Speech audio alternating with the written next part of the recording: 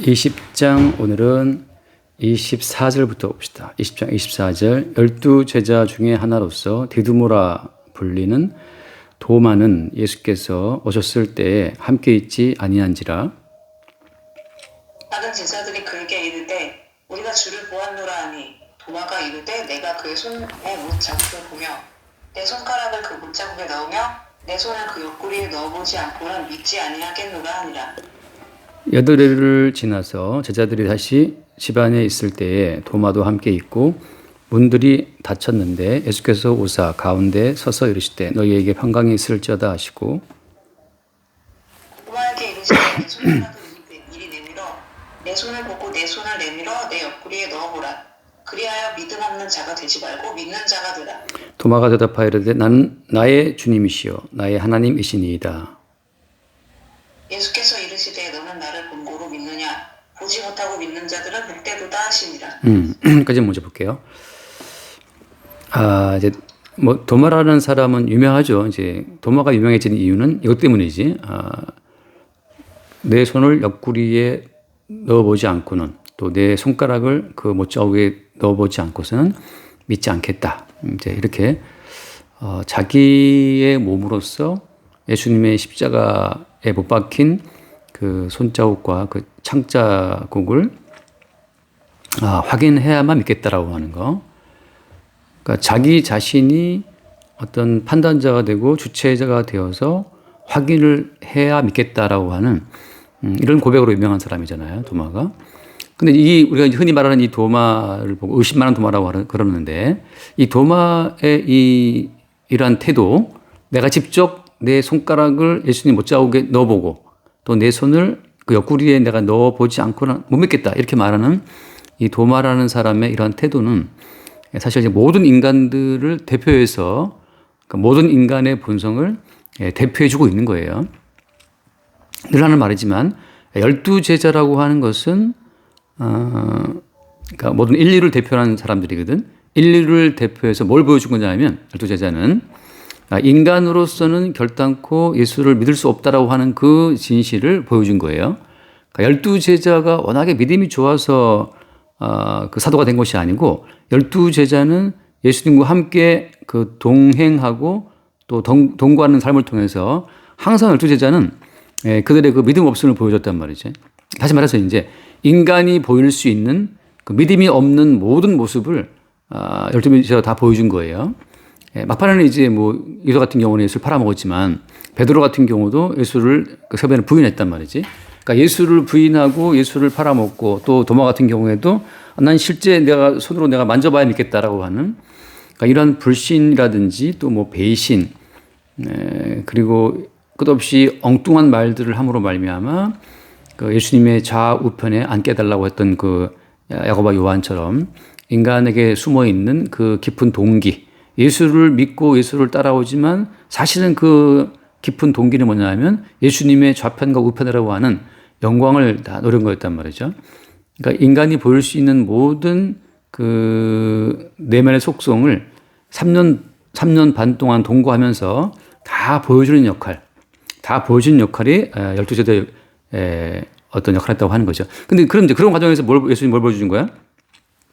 다시 말해서 12제자의 어떤 행위에 근거해서 예수님의 사역이 바뀐 게 있나요? 바뀐 게 없어요. 하나님 나라의 일은 하나님 아버지와 예수님 두 분 사이의 언약, 그다음에 두 분 사이의 언약대로 이루어지는 거지.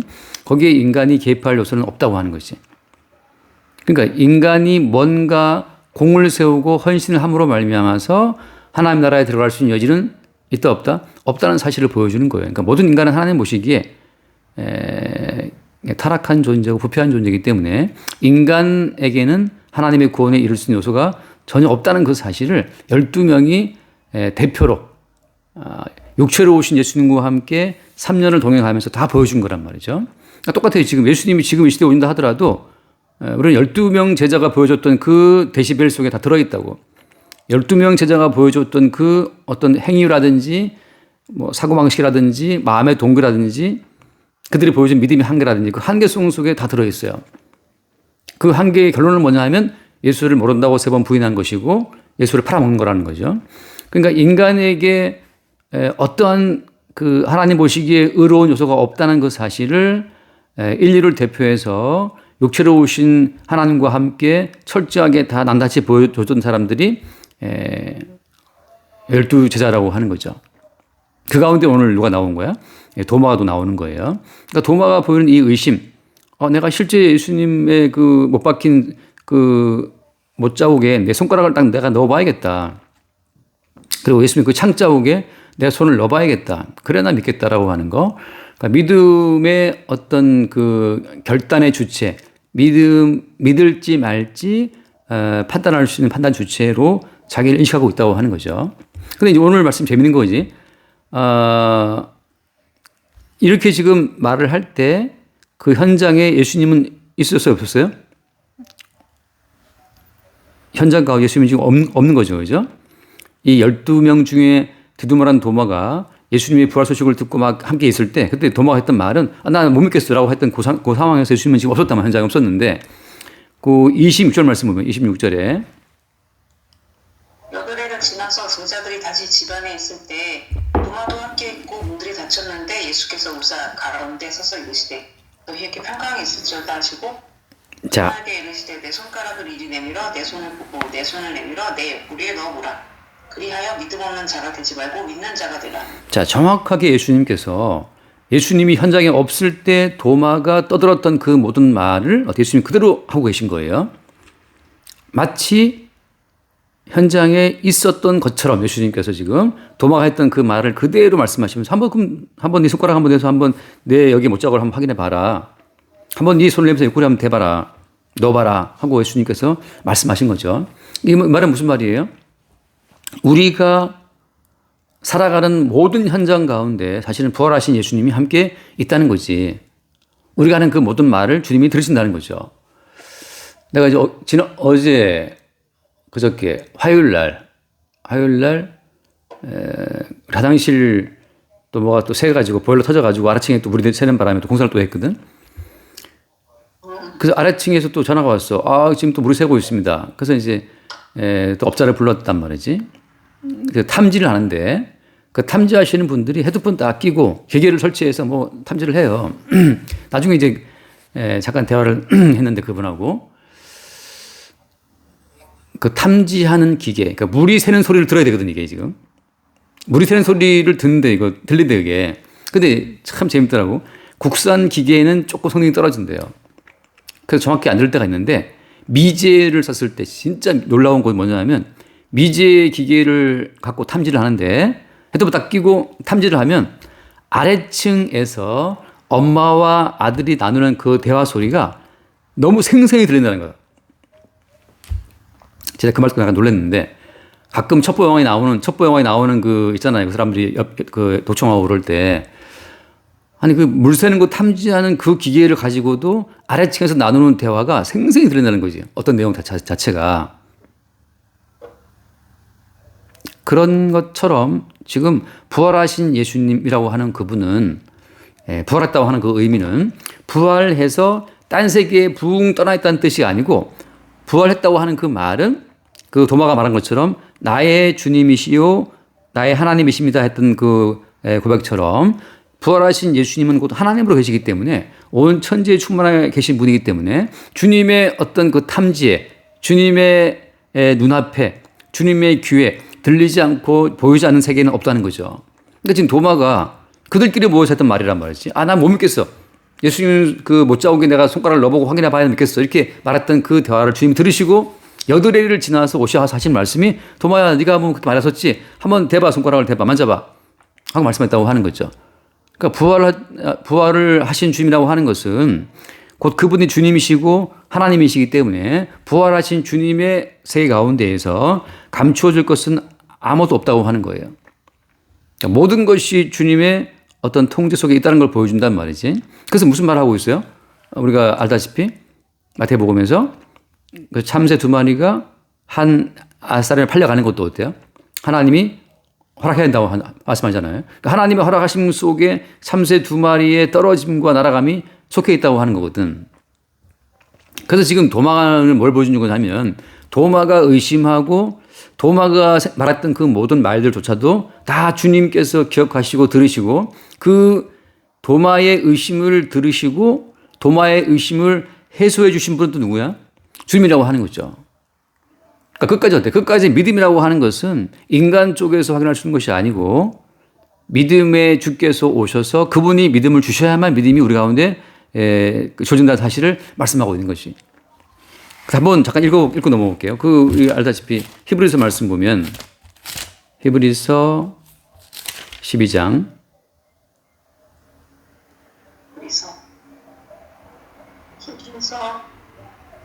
12장 2절 믿음의 주요 또 온전케 하시는 이인 예수를 바라보자. 그는 그 앞에 있는 기쁨을 위하여 십자가를 참으사 부끄러움을 개의치 아니하시더니 하나님 보좌 우편에 앉으셨느니라. 자, 여기서 믿음의 주님이시고 온전하게 하시는 분인데, 그러니까 믿음을 주시는 분도 주님이고 또 그 믿음 안에서 우리를 온전케 하시는 분도 주님이에요. 다시 말해서 무슨 말인가 하면 우리 스스로 예수를 믿고 우리 스스로 온전하게 될 수는 있다 없다? 될 수 없다는 거지.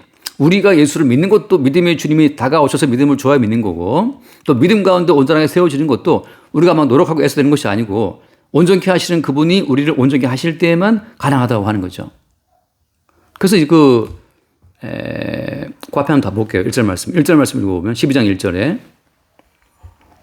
이러므로 우리에게 구름같이 둘러싼 허다한 증인들이 있으니 모든 무거운 것과 얽매이기 쉬운 죄를 벗어버리고 인내로서 우리 앞에 당한 정죄를 하는. 여기서 모든 무거운 것과 얽매이기 쉬운 죄라는 것은 뭘 말하는 걸까요? 2절 말씀과 연관해 보자면 모든 무거운 것과 얽매이기 쉬운 죄라는 것은 뭐냐면 믿음의 주 또 온전케 하시는 분 또 주님이신데 예수님이신데 우리가 주체가 되어서 믿고자 하는 것 우리가 주체가 되어서 온전하게 되고자 하는 것 그 모든 것들이 무거운 것이고 얽매이기 쉬운 죄가 돼요. 내가 주체가 되어서 하나님을 바라보고 따라가고자 하는 그 모든 것들이 무거운 것이고 얽매이기 쉬운 죄라고 하는 거지. 잠깐 아침에 쇼츠를 올렸는데 사람들이 말씀대로 살려고 막 노력하잖아요. 그 말씀대로 살려고 막 애쓰는 그 자체가 그게 무거운 것이고 얽매이기 쉬운 죄가 돼요. 왜냐하면 모든 말씀을 이루신 분은 누구야? 모든 말씀의 성취자는 예수님이거든. 그 예수께서 다 이루시고 완성하신 말씀인데 또다시 우리가 이루어 보겠다고 애쓰는 그 자체가 그게 무거운 것이고 그것이 죄가 돼요. 왜 예수께서 이루어 놓으신 성취를 믿지 않느냐? 그 믿지 않는 것이 죄라고 하는 거지. 예수께서 이루어 놓으신 성취를 믿지 않고 달리 또 내가 뭔가를 이루어야 될 말씀이 있는 것처럼 오해하는 거죠. 그게 모든 얽매이기 쉬운 죄가 되는 거예요. 그래서 한 번 더 2절 말씀 보면 그래서 2절 말씀에 보면 믿음의 주님이잖아요. 또 온전케 하시는 분이잖아요. 예수를 바라보자 했는데 어떤 분이에요? 그분이 그 앞에 있는 기쁨을 위해서 십자가를 참으신 분이거든. 그러니까 십자가에 못 박혀 죽음으로 말미암아서 보좌 우편에 앉았다라는 거. 그러니까 십자가의 고난을 통과해서 보좌 우편에 앉으시는 것이 그게 부활하신 주님이라고. 부활하신 주님은 부활하신 이후에 자기 세계로 휙 날아가신 분이 아니고 하나님 보좌 우편에 앉아 계심으로 말미암아서 자 보좌 우편은 무엇을 의미한 자리예요? 보좌 우편은 통치자의 자리거든요. 통치자의 자리. 언약을 완성하신 분에게 하나님이 모든 하늘과 땅의 모든 권세를 위임하셨단 말이죠. 그러니까 언약 성취하신 그 예수님께 모든 통치를 하나님이 위임함으로 말미암아서 예수님은 그 보좌 우편에서 하나님께 통치권을 위임받아 성령을 우리 가운데 보내심으로 말미암아서 그의 통치를 행사하고 있단 말이죠. 그러니까 예수의 통치하심의 어떤 그 핵심 코어 내용은 뭐냐 하면 그분이 다 이뤘다는 거야. 그분의 이루심 속에 다 들어있다는 거죠. 그래서 그 3절 말씀 때문에 사람들이 헷갈리는데 3절 한번 읽어봐요. 3, 4절. 너희가 피곤하나 낙심하지 않기 위하여 죄인들이 이같이 자기에게 거룩한 일을 참으신 이를 생각하라. 너희가 죄와 싸우되 아직 피 흘리기까지는 그냥 하지 아니하고 또 아들들에게 고라는 것 같이 너희에게 권면하신 말씀도 있었다. 여기서 사람들이 오해하는 거죠. 죄와 싸우되 피 흘리기까지 대하지 않았다. 이 말씀을 가지고 사람들이 또 야 너희들은 피 흘리기까지 싸워야 돼. 이렇게 말한단 말이죠. 우리가 피 흘리기까지 싸워야 될 영역은 남아있지 않아요. 지금 문제가 뭐냐면 왜 말한 것처럼 모든 무거운 것과 어미기 쉬운 죄는 뭐냐 하면 예수께서 이루어 놓으신 성취를 믿지 않는 것이 죄거든. 그러니까 성도 입장에서는 이제 예수께서 다 이루어 놓았다라고 하는 그 성취를 믿는 그 믿음으로 말미암아 믿음의 선한 싸움이 시작되는 거예요. 사탄, 그러니까 마귀라고 하는 존재는 끝없이 우리 존재의 어떤 가능성을 두고 네가 믿고 네가 확인하고 네가 순종해야 돼 말한다고. 그게 누구의 마인드예요? 도마의 마인드지. 내가 직접 만져보고 내가 직접 손을 넣어보고 그럼 나 믿겠다. 끝없이 이제 믿음의 주체를 인간으로 계속 유보시키는 것이 그게 뱀의 전략이라고 하는 거죠. 근데 실제 도마한테 믿음을 주신 분은 누구야? 여드름쯤 지나나서 찾아오신 예수님에 의해서 야 도마야 너 그런 말 했었지? 한번 만져봐. 그렇게 함으로써 우리의 믿음 없음을 드러내시면서 믿음의 주여 온전케 하시는 그분이 찾아왔다고 하는 거지. 그러니까 찾아오신 주님에 의해서 우리가 믿음으로 호응하게 되는 것 자체가 그게 온전하게 세워지는 관계라고 하는 거예요. 이 관계를 보통 뭐라고 불러? 이 관계의 핵심이 뭐냐면 사랑이에요. 사랑.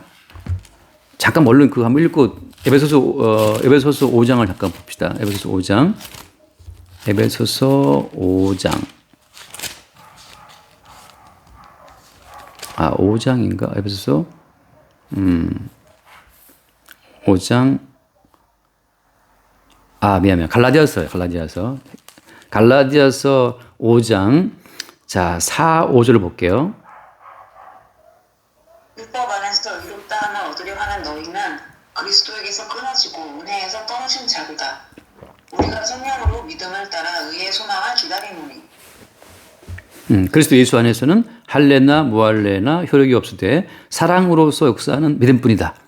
자, 사랑으로서 역사하는 믿음밖에 없다. 그러니까 믿음이라고 하는 것은 나 예수님 손가락 만져보고 다 만져보고 믿을게요 라고 말할 때 찾아오신 주님이 한 만져봐 라고 함으로써 찾아오신 주님에 의해서 다시금 도마에게 믿음이 주어질 때 그렇게 찾아오신 주님이 도마에게 믿음을 넣어주는 그런 관계가 뭐예요? 그런 관계가 그게 예수님의 사랑이에요. 사랑. 다시 말해서 사랑이라는 그 관계성 속에서 믿음이 생긴단 말이지. 지금 지온이가 지금 이제 3살 됐나? 횟수로 보면 3살. 예. 지온이는 사실은 끝없이 4살이요. 4살인가? 그러니까 지원이는 끝없이 엄마에 대한 불신을 가지고 불신이 생겨나면서 끝없이 그 지온이의 불신이 해소되는 관계성 속에 들어간다고. 걔는 의심하고 끝없이 엄마는 엄마의 사랑을 보임으로써 점점 이제 걔의 믿음은 커진다고. 지온이가 먼저 이 사람이 엄마인지 이 사람이 아빠인지 지온이가 확인한 게 아니에요. 근데 무조건적인 엄마가 사랑을 때려 부음으로써 그냥 오냐 먹여 입혀줌으로 점점 예 속에 어때 믿음이 자란다고. 그러니까 사랑으로 역사하는 믿음이라는 건 무슨 말인가 하면 믿음의 주요 온전케 하시는 분이 예수님이기 때문에 그 예수님의 무한정인 한정인 사랑이 그냥 매일 그냥 폭탄처럼 때려 부음을 말미암아서 점점 우리 가운데 그분을 주님을 향한 믿음이 자라간다고 하는 거죠. 어린 아기는 끝없이 주어지는 엄마 아빠의 사랑으로 말미암아서 엄마 아빠에 대한 믿음이 더 깊이 생겨나가요. 나중에 이제 어디 가운데 하나가 되는 거야? 사랑 안에서 하나가 되는 거죠. 그 지금 예수님이 찾아오신 것도 뭐 때문이냐면 한번 요한복음 13장 1절 한번 볼게요. 요한복음 13장 1절에 유월절 전에 예수께서 자기가 세상을 떠나 아버지께로 돌아가실 때가 이른 줄 아시고 세상에 있는 자기 사람들을 사랑하시되 끝까지 사랑하시니라. 자기 사람들을 사랑하실 때 끝까지 사랑한다는 요 사랑. 이 사랑으로 말미암아 도마가 나 못 믿어. 예수님 손가락 내가 손가락 넣어보고 옆구리에 내 손 넣어봐야 믿을 수 있어라고 도마가 불신을 해도 어때요? 주님이 끝까지 사랑하시기 때문에 다시 찾아오셔서 그래 한번 만져봐 그럼 만져보고 확인해봐 라고 주님께서 그 도마에게 믿음을 확인시켜 준단 말이죠. 베드로 같은 경우에 예수를 3번 부인했잖아요. 도망갔어. 바닷가에 고기 잡으러 갔어. 근데 주님이 어때? 끝까지 사랑하시기 때문에 예수님이 갈릴리에 찾아가셔가지고서 베드로한테 생선 구워놓고 떡 구워놓고 너 사랑하냐라고 물어보신단 말이죠. 그런 것처럼 이 끝까지 사랑하신 그 사랑으로서 역사하는 믿음 가운데 점점 성도의 믿음은 자라가는 것처럼 그 가운데 뭐가 벌어져요? 항상 우리는 불신하고 의심하고 이렇게 나를 힘들게 하는데 날 사랑하신 거 맞나?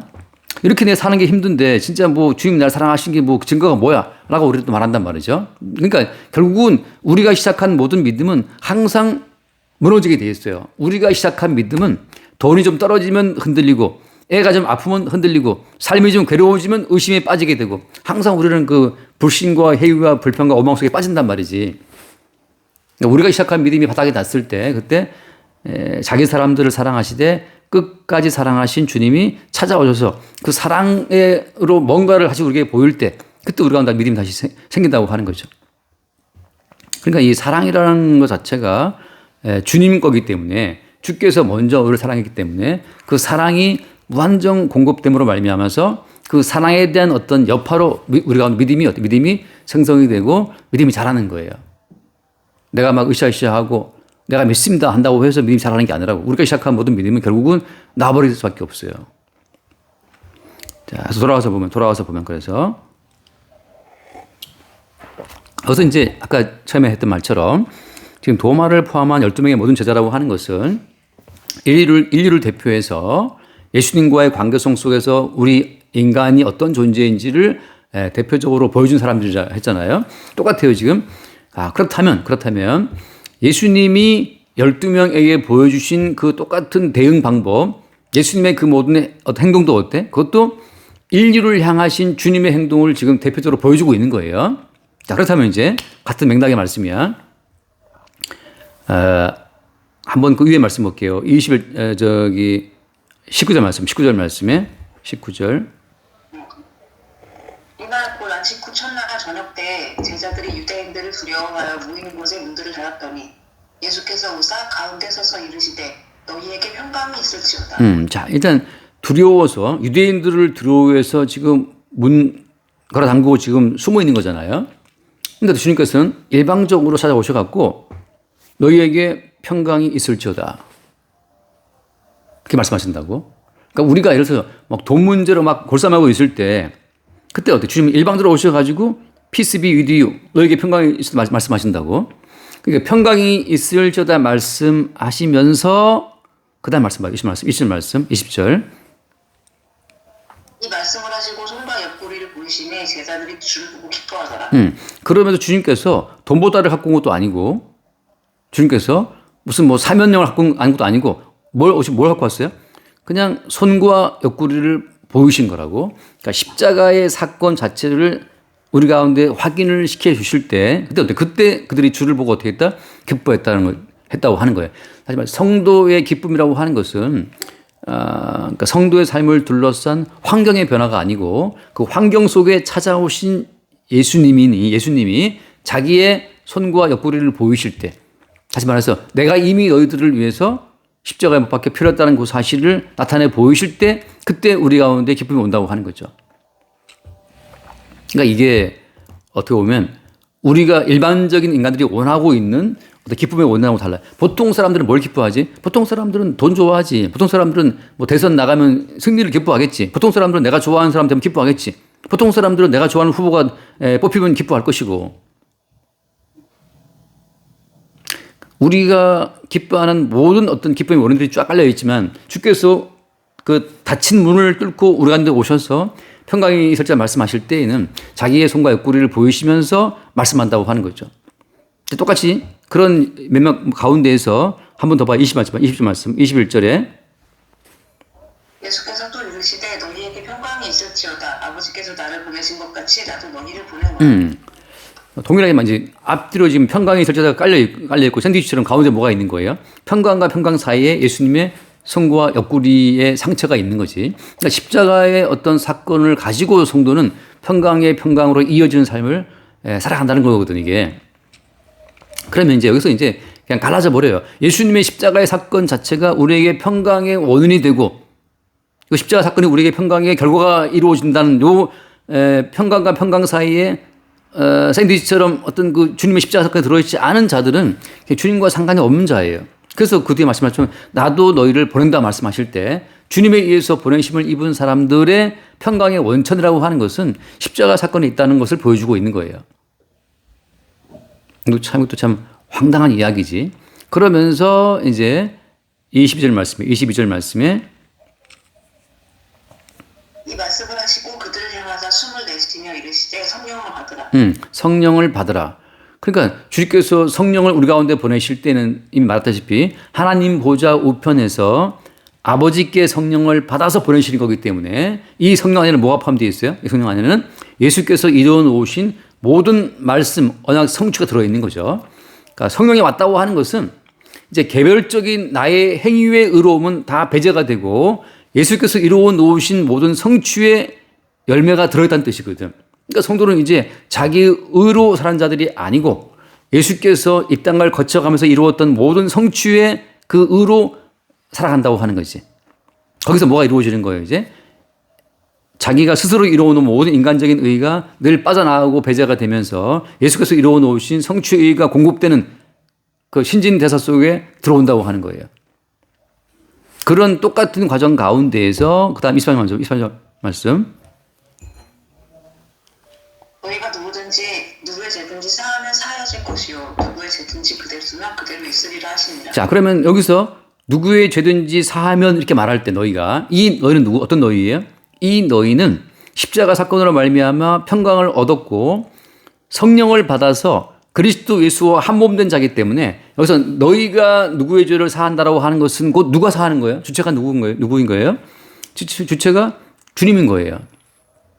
개별적으로 내가 마음에 들면 뭐 사할게 그런 것이 아니고 이미 십자가 사건으로 평강을 누리게 되었고 성령을 받은 사람들은 성령으로 말미암아 예수와 연합되어 있기 때문에 부활하신 예수님은 보좌 우편에 있지만 성령을 보내서 성령과 함께 연결된 성도는 예수님과 한 몸이란 말이죠.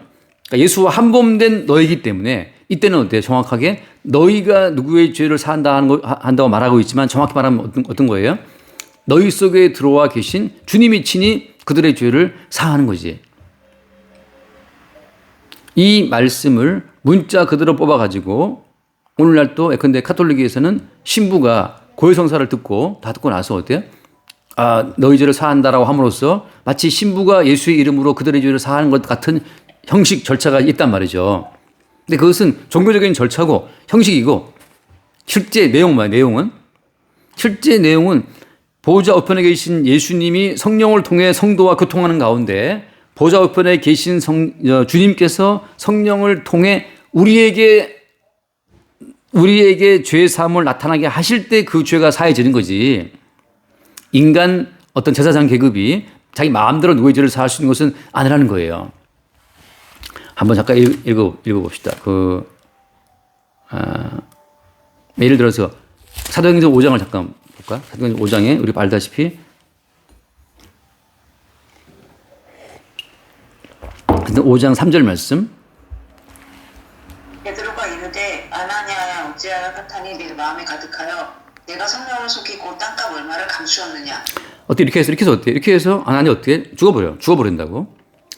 그러니까 지금 베드로는 한 말이 뭐였어요? 네가 왜 성령을 속이고라고 하잖아요. 그러니까 보좌 우편에 계신 그 예수님과 베드로는 지금 성령으로 연결되어 있다고. 그러니까 정확히 말하면 베드로는 그리스도 예수의 지체로 존재하기 때문에 예수 그리스도의 한 몸의 한 부분이라고 지금. 그렇기 때문에 아나니아가 속인 것을 직각하게 됐던 거예요. 베드로의 개인적인 지각이 아니라 베드로 속에 들어있는 성령으로 말미암아 아나니아의 실체를 봤다고 하는 거지.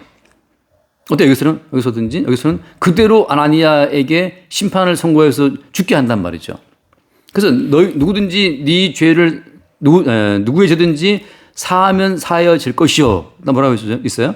누구의 죄든지 그대로 두면 그대로 있으리라 했단 말이지. 여기서 누구의 죄를 사하는 것과 그대로 두는 것은 누가 주권자예요? 보좌 우편에 계신 주님이 주권자라고. 그러니까 주님께서 성령을 통해 베드로를 사용해서 이 일을 진행한다는 사실을 보여주고 있는 거죠. 자, 그런 점에서 한번 더 읽어볼게요. 사도행전 3장 말씀. 사도행전 3장. 3장 맞죠? 2장인가 3장인가?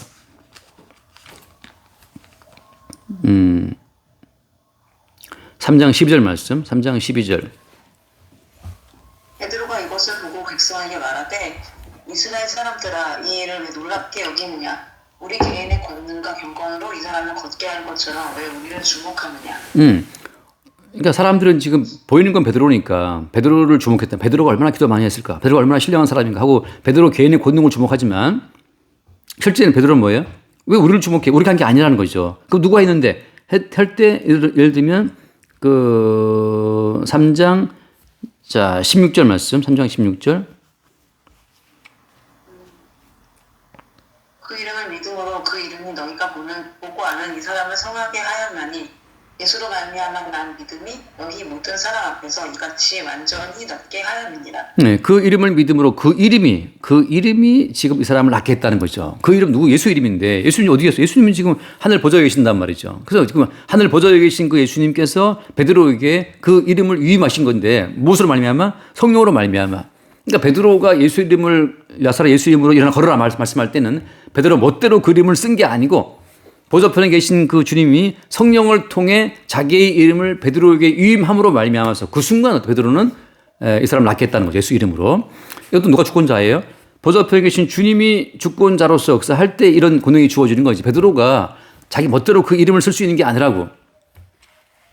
하나만 더 읽고 돌아갑시다. 마태복음 10장. 마태복음 10장.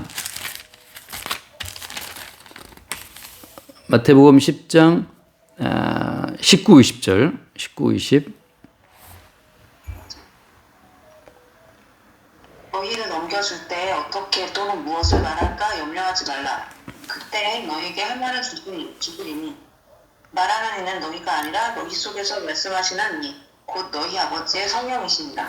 그러니까 말하는 이는 니들이 아니야. 너희 속에서 말씀하시는 분은 곧 너희 아버지의 성령이시다. 그러니까 아버지가 성령을 예수께 다 넘겨주셨고 예수님은 성령을 받아서 우리 가운데 공급함으로 말미암아서 지금 성령으로 말미암아 예수님은 자기의 머리됨의 권세를 통치권을 행사하고 있다고 하는 거죠.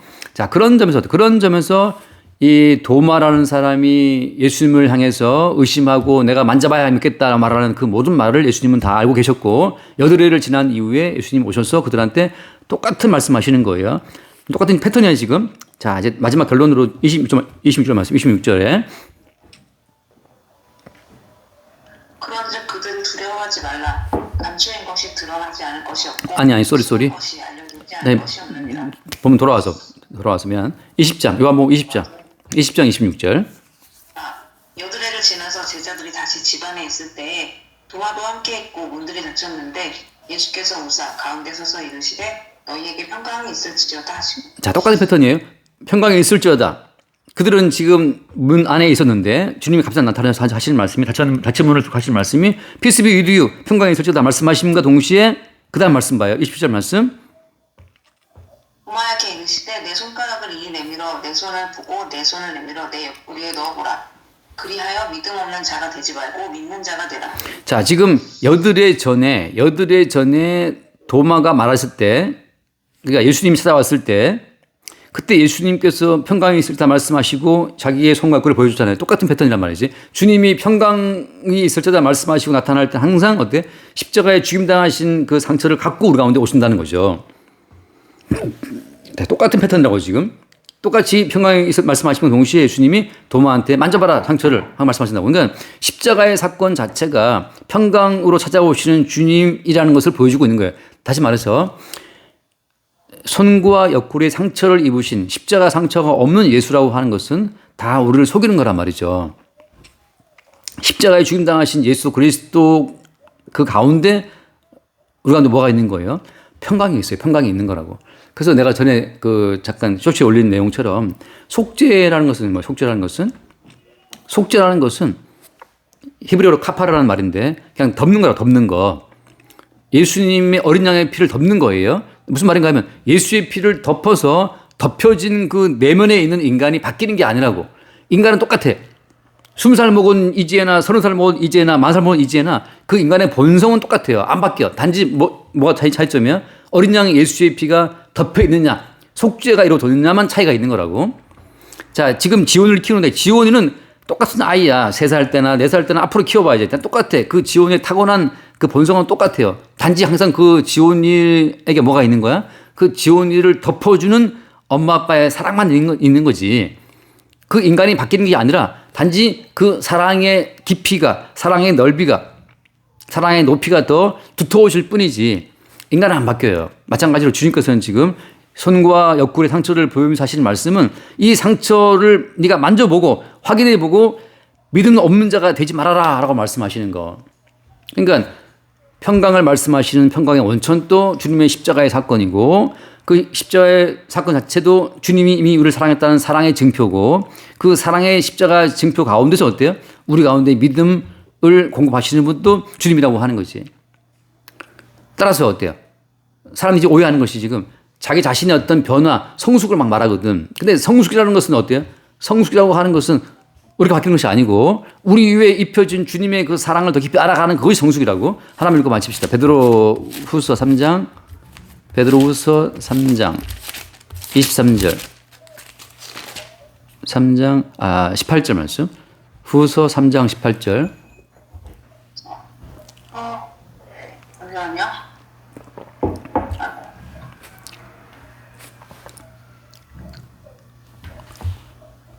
오직 우리 주 곧 구주 예수 그리스도의 은혜와 그를 아는 지식에서 자라가라 라고 하고 되어 있거든. 그러니까 예수 그리스도의 은혜, 예수 그리스도를 알아가는 지식에 자라가는 거란 말이죠. 우리는 안 바뀌는데 우리 위에 더 씌워진 그 예수 그리스도의 은혜의 깊이, 은혜의 넓이, 우리는 안 바뀐다고. 우리 위에 더 씌워진 주님의 그 속죄의 은총을 더 깊이 알아가는 거, 그게 성숙이란 말이죠. 성숙은 나 자신의 발전이 아니고 내게 이미 부어진 주님의 사랑의 넓이와 깊이를 알아가는 게 성숙이라고. 그러니까 착각하면 안 되는 것이 우리가 바뀌겠거니 우리는 안 바뀌어요.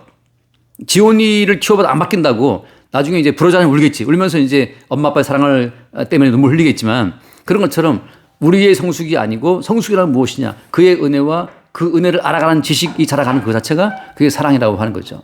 그래서 지금 도마한테 찾아오신 주님이 그 루트로 우리를 끌고 가시는 거예요. 십자가의 사랑을 보임으로 말미암아 그 십자가의 사랑 안에서 평강이 있을지어다. 십자가의 사랑 안에서 믿는 자가 되어라라고 말씀하시는 거죠. 이미 나는 너를 향한 그 모든 사랑을 이미 보였는데 그 사랑이 얼마나 깊은 것인지 넓은 것인지 얼마나 아름다운 것인지를 이제 평생 알아가기 위해서 어때? 끝없이 우리의 불완전한 믿음, 불완전한 사랑은 늘 노출될 거예요. 우리의 죄악된 모성도 드러날 것이고 우리의 죄악된 모성이 깊어질수록 우리의 더 씌워준 주님의 은혜에도 더 깊어진다고 하는 거지. 여기까지 합시다.